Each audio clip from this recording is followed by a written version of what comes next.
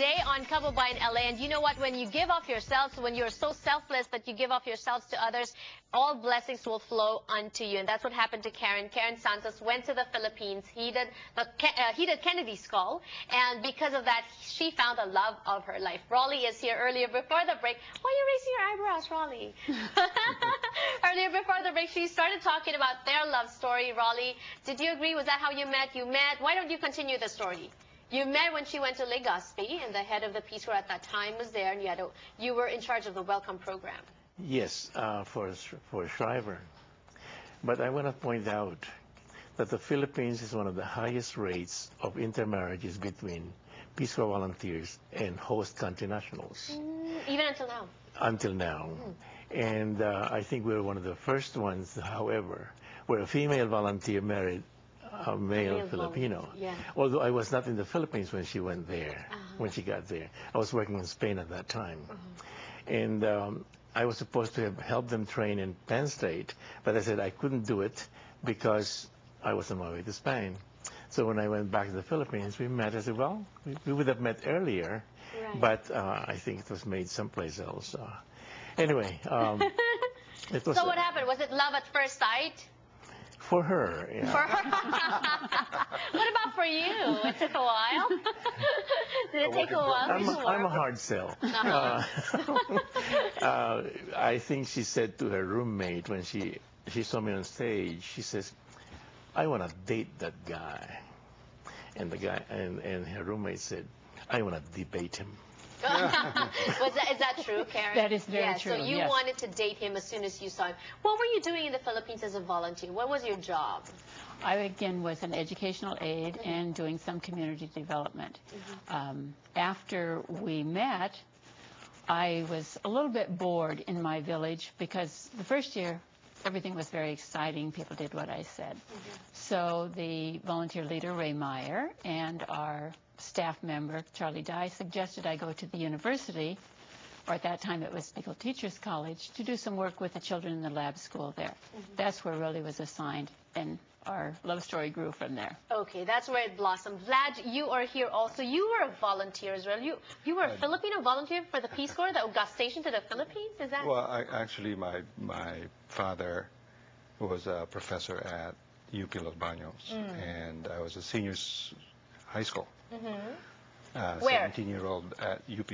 Okay. In Los Baños. Okay. And when they came, 128 of them, my dad says, why don't you do something about welcoming them to the country and helping out? So there was a chance to volunteer to teach them to the Tagalog language because they never had exposure to it. So wait, at that time you can live in the Philippines and volunteer for the Peace Corps?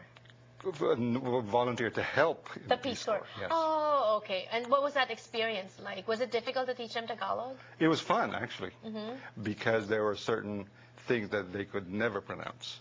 Like what? Giliw. Can you say that? IW. No. Just try. Gilio. They never could. They never Really? could. The IW, they could never. They can't. The one word that they glopped onto, and to this day they have, most of them, is Kwan. Kwan. Yeah. And they can't say Kwan? No, they glop do. onto them. They call each other They Kwan. call each other Kwan. We call each other Kwan. Right, right. And Raleigh, you also weren't a volunteer, or were you? You weren't with I the was Peace a Corps. Peace Corps trainer. I trained volunteers. So you not only had a boyfriend, you had a trainer as well. Two-fer. I never trained her formally, but I'm still training her. You're still, even until now. Yes. What do you remember the most about the Philippines? I mean, aside from, it was there where you met the love of your life. Oh, I think it's the people, the warmth, and all the beauty of the land. There's so much natural beauty that more people should see. Right. Do you think the Peace Corps right now is something that you would encourage, say, for example, your kids, would you encourage your kids to volunteer in the Peace Corps? Yes, I would. I think it's a tremendous experience for the kids, for anybody, not only to discover other places, but also discover themselves. But you're not just discovering other places. You're in for an adventure, yes, but then at the same time, you have to worry about safety. Did you have to? No, I don't think so. At that time, they didn't have to. At that time, you didn't have to. As a woman, Karen. No, We had no problems whatsoever with our group. And I'd like to point out that one of our sons, number 2 son, is now a Filipino citizen. And he works in the Philippines with over 500 employees. He owns a franchise for C.B. Richard Ellis International Real Estate Company, and is also chairman of the American Chamber of Commerce. Right. So good. You're saying that because just to reinforce the fact that it's safe. It's safe in the Philippines.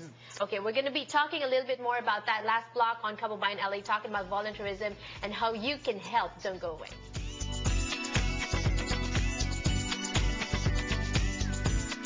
Ang Kababayan LA ay hatid sa inyo ng McDonald's at ang mga bagong McCafe Espresso drinks. McDonald's na ba ang